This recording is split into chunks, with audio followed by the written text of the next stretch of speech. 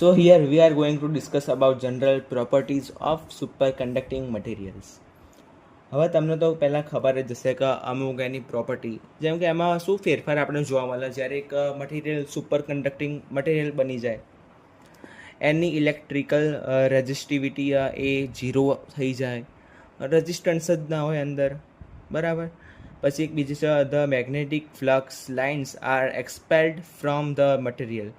જે મેગ્નેટિક ફ્લક્સની આમ લાઈનો હોય એ એક્સપેલ થઈ જાય છે, મટીરિયલની આજુબાજુ થઈ સરકી જાય પણ મટીરિયલની અંદરથી નહીં જતી. There is a discontinuous change in specific heat. જે સ્પેસિફિક હીટ હોય છે એની અંદર ડિસકન્ટિન્યુઅસ ચેન્જ જોવા મળે છે. Small change in the thermal conductivity and the volume of the material, બરાબર. તો આપણે 6 પ્રોપર્ટી જોઈશું. તો અહીંયા આપણી સૌથી પહેલી પ્રોપર્ટી જોવા જઈએ, electrical resistance. The electrical resistivity of a super conducting material ease of the order of 10⁻⁵ omega into semi. તો અહીંયા જે અવરોધ આપણને જે મળે રેઝિસ્ટન્સ એ નાની બરાબર આપણે અવગણીએ તો પણ ચાલે. કેમ કે જુઓ, અહીંયા જે સુપર કન્ડક્ટિંગ મટીરિયલનો રેઝિસ્ટન્સ છે અપોન નોર્મલનો એ અવગણત આવે છે, એને આપણે ના ગણીએ તો પણ અહીંયા તો સેમી છે, મીટરમાં કહે તો 10⁻⁷ થઈ જાય, બરાબર. એટલા પહેલી પ્રોપર્ટી શું? રેઝિસ્ટન્સ ના હોય. એને સુપર કન્ડક્ટિંગ મટીરિયલની એક પ્રોપર્ટી જે મેન છે. પછી બીજી શું? Magnetic properties. When superconducting material are subjected to a large volume of magnetic field, it will result in the destruction of superconductivity. એટલે કે જ્યારે ધારો કે આ મારું સુપર કન્ડક્ટિંગ મટીરિયલ છે, બરાબર, આની અંદરથી ખાસી બધી મેગ્નેટિક ફિલ્ડ તોડે, તો હવે શું થશે ખબર? અતિશય મેગ્નેટિક ફિલ્ડ હશે ને અંદરથી પસાર થઈ જશે, સુપર કન્ડક્ટિવિટી જતી રહેશે જ નહીં. કેમ કે જથ્થો બહુ વધી ગયો કોનો? મેગ્નેટિક ફિલ્ડનો. Large value of magnetic field, બરાબર. Minimum field required to destroy superconductivity. આ એક મિનિમમ વેલ્યુ સુપર કન્ડક્ટિવિટીને ડિસ્ટ્રોય કરવા માટે કોના દ્વારા? તો મેગ્નેટિક ફિલ્ડ દ્વારા. આ એનું સૂત્ર છે HC = H0 × 1 - T/Tc² into bracket. તો આ એક સૂત્ર છે જે સૌથી બેઝિક.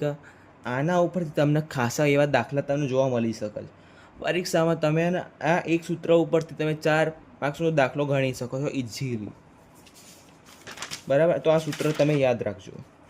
આ જુઓ, અહીંયા આ HC વર્સિસ ટીનો ગ્રાફ છે. તો અહીંયા જો TC અને અહીંયા HC, આ જ્યારે આ બે સુધીની અંદર છે ને ત્યારે સુપર કન્ડક્ટિવિટીની અંદર છે. અહીંયા સુધી આ લિમિટમાં છે મેગ્નેટિક ફિલ્ડ, અહીંયા સુધી છે આપણું critical temperature for superconducting material. તો આની અંદર બધી જે મેગ્નેટિક ફિલ્ડ છે એક્સપેલ થઈ જાય છે આજુબાજુ, અંદરથી પસાર નહીં થતી. પણ જેવી એ TCની બહાર જશે કાં તો પછી HCની બહાર જશે તો એ અંદરથી થઈને જશે. કેમ કે હવે એ નોર્મલ સ્ટેટમાં આવી ગયો. ઓકે, હવે આપણે જોવા જઈએ ત્રીજું. આપણે ત્રીજામાં શું કહીશું? મિઝનર ઇફેક્ટ અથવા તો ડાયામેગ્નેટિક પ્રોપર્ટી.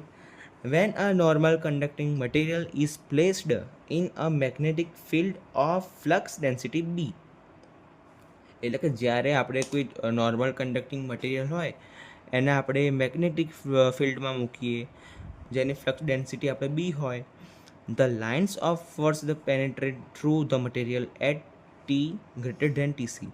જ્યારે આપણો TC કરતાં વધારે હશે ત્યારે બધી મેગ્નેટિક ફિલ્ડ ક્યાં જશે? મટીરિયલની અંદરથી થઈને પસાર થશે.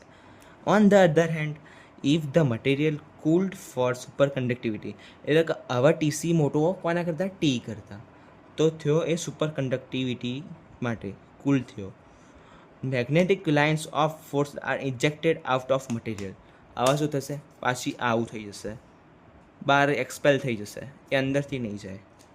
મિઝનર ઇફેક્ટ એક ખાસા બધા એક્ઝામ્પલ તરીકે વપરાય. તમને ખબર હશે જાપાનમાં લેવિટેશન ટ્રેન્ડ ચાલે, એક ઉદાહરણ છે બરાબર. આનું એક સૂત્ર છે B equals mu 0 into M plus H.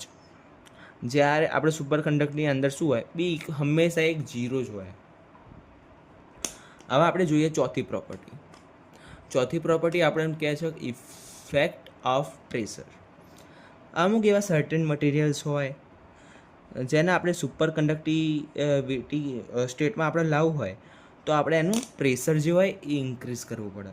Pressure increase કરવાથી આપણે એ મળે સુપર કંડક્ટિંગ મટીરિયલ. તો હવે આપણે એને એક એક્ઝામ્પલ જોઈએ.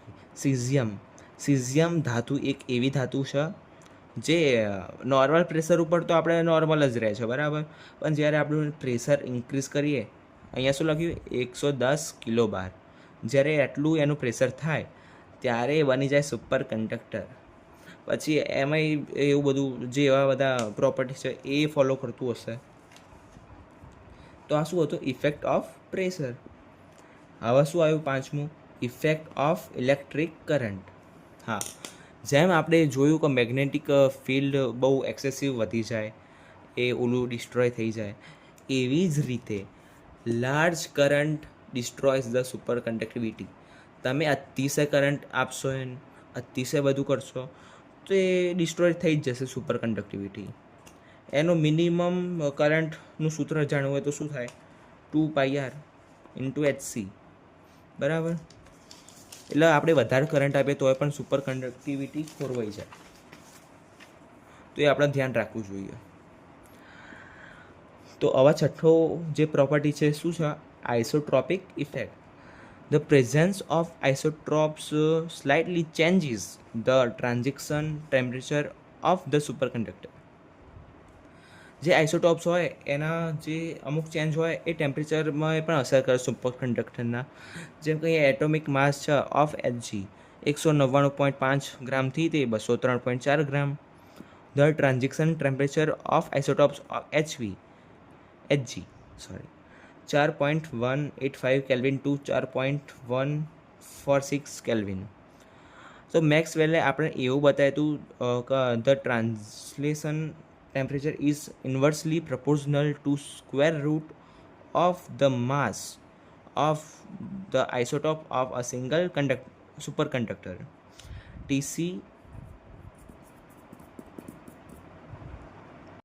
તો હવે આપણે જોઈશું છઠ્ઠો topic, isotropic effect. The presence of isotope slightly changes the transition temperature of the superconductor. એટલે શું, જે આઇસોટોપની પ્રેઝન્સ છે એ થોડું ચેન્જ કરશે ટેમ્પરેચર કોના, સુપર કંડક્ટરના. Atomic mass of Hg, atomic mass of Hg કેટલું, 199.5 ગ્રામથી તે 203.4 ગ્રામ. The transition temperature of isotope of Hg 4.185 kelvin to 4.146 kelvin. આ એનું ટ્રાન્ઝિશન ટેમ્પરેચર છે જે આમથી આમ થતું રહે. તો મેક્સવેલે આપણે શું બતાવ્યું, એવું બતાવ્યું the transition temperature is inversely proportional to square root of the mass, atomic mass of the isotope of a single superconductor. એટલે કે TC proportional to 1/m raised to alpha. હવે આલ્ફા શું છે, alpha is a constant equal to 1/2, એટલે under root આવી ગયું square root, and m the atomic weight બરાબર. તો આવી રહ્યો હતો આપણી આ પ્રોપર્ટી સુપર કંડક્ટિવિટીની.